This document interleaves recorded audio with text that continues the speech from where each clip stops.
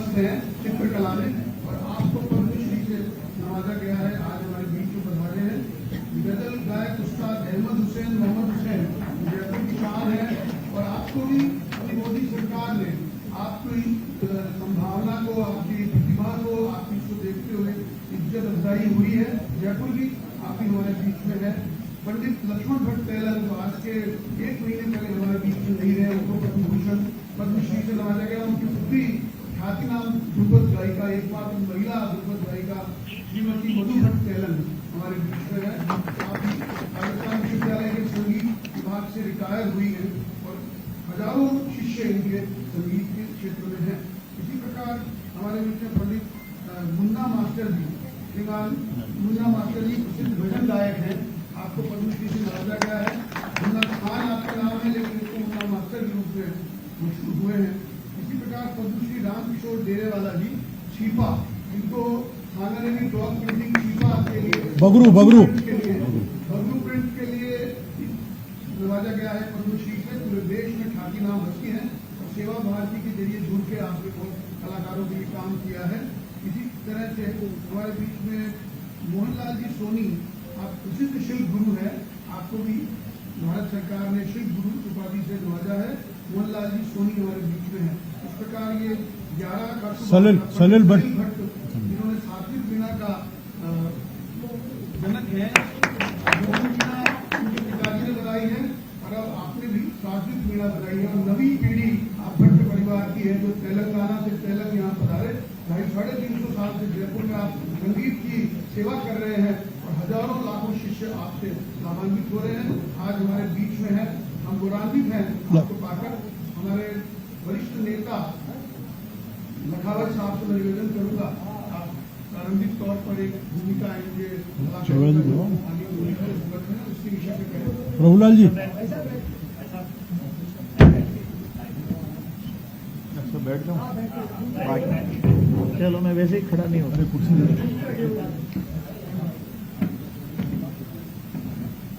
मित्रों, आज बहुत ही सौभाग्य और हर्ष का विषय जब हिंदुस्तान में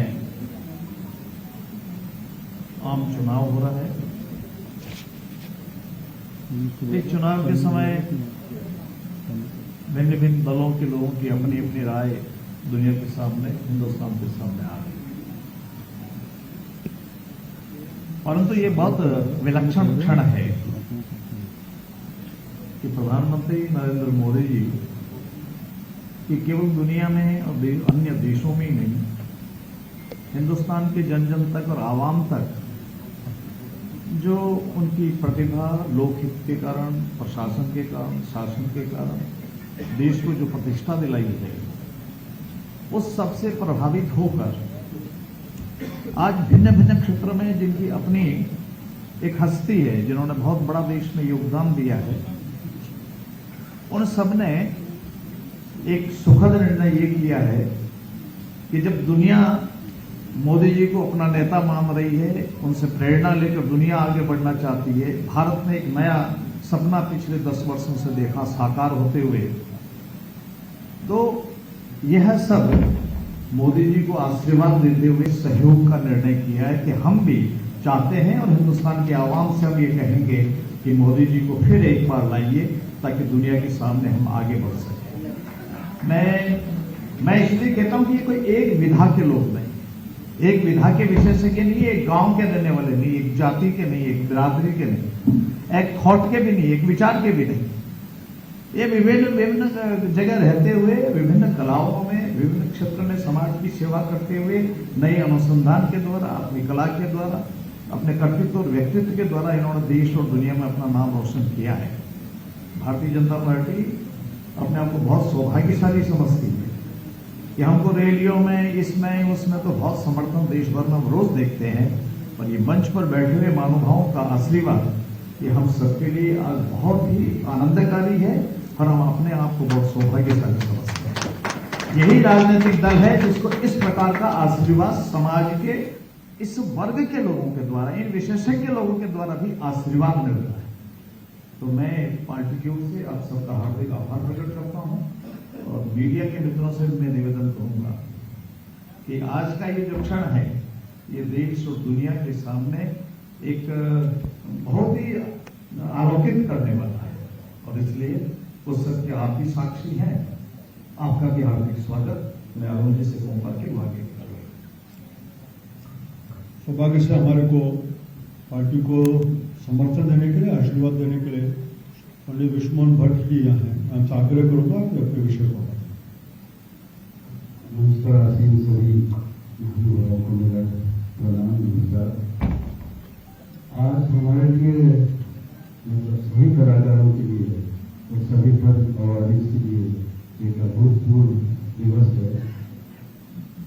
ये जो आज हम लोग अपनी विचारधारा को बीजेपी से संगत करते हुए यहाँ पर इकट्ठे हुए हैं, इसमें जैसा कि स्पष्ट होना हो गया है कि ये कोई दलगत राजनीति नहीं है, बल्कि हम स्वेच्छा से इसमें जुड़े हैं, क्योंकि मोदी साहब की जो पॉलिसीज हैं, सांस्कृतिक राष्ट्रवाद जो है और जो उन्होंने जो देश का जो एक विकास किया है पूरी दुनिया में, मैं समझता हूँ आज भारत का मस्तक ऊंचा अगर किसी ने किया है तो हमारे आदरणीय मोदी साहब ने ही किया है। बीजेपी हमेशा से कला, संस्कृति, साहित्य, संगीत सभी का उचित संरक्षण करती आ रही है, और हम जैसे कलाकारों को पद्म अवार्ड देकर मुझे अटल बिहारी वाजपेयी जी के समय में पद्मश्री दिया गया। जब उन्होंने मेरा कार्यक्रम सुना था तो मुझे ये आभास हुआ कि देखिए कला के लिए कितनी इज्जत है इन लोगों की दुनिया में। तो इसी जुड़ाव के तहत हम लोग यहाँ पर इकट्ठे हुए हैं। हमारा कोई स्वार्थ नहीं है, हमको किसी इलेक्शन में खड़ा नहीं होना है, ये मैं क्लियर करना चाहता हूँ। तो हम अपनी स्वेच्छा से विचारधारा एक उन पर साथ देने के लिए, समर्थन देने के लिए कि मोदी साहब को एक बार फिर से आना चाहिए और 2047 तक हमारे देश को शिखर तक पहुंचाने के लिए उनकी सक्षम नेतृत्व की आवश्यकता जरूरी है। तो इसीलिए हम लोग